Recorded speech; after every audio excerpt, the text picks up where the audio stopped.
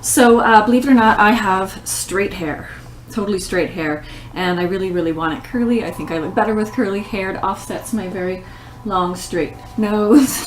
I got perms for years, but I'm in my mid 40s now, and now I'm coloring the grays, so I can't do color and perm. It's a really bad combination. So I have various ways that I get my hair to be like this. How I got it like this time is I French braided or cornrowed. Cornrows, I generally will do them back, and I'm very bad at those. So instead, another way is to French braid. I do about 10, and I French braid it down, down, down, and then probably 2 French braids coming down the head and the back.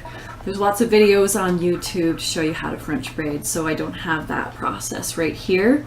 So once I have my 10, 12 French braids, I'll put an elastic at the end. The key is to braid it when it's damp or soaking wet, and leave it for at least 12 hours. I have a lot of hair, so I need about 18 to 24 hours for it to dry completely. If you take the braids out while it's still damp, then you'll end up just getting a loose wave. It'll just sort of fall out and then dry the rest straight to what it was naturally.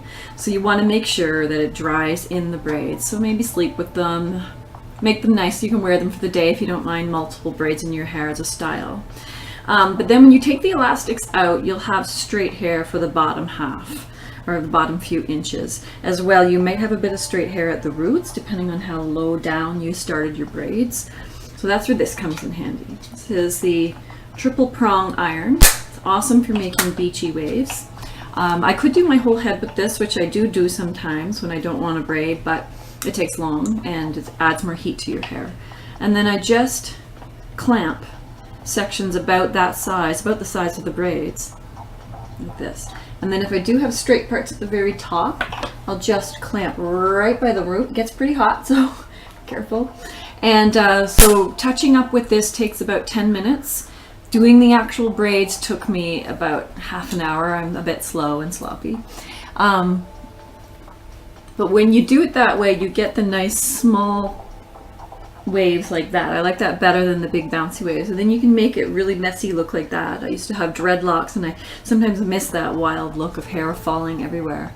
For me, took the braids out this morning and curled it. It'll look like this for the rest of the day. I'll sleep on it. It'll be a little bit looser tomorrow, and then by the next day, I'll leave it for 3 days. I'll probably wear a headband like this, or maybe just take it all up into a high ponytail like that, and that's probably how I'll have to have it on the 3rd day.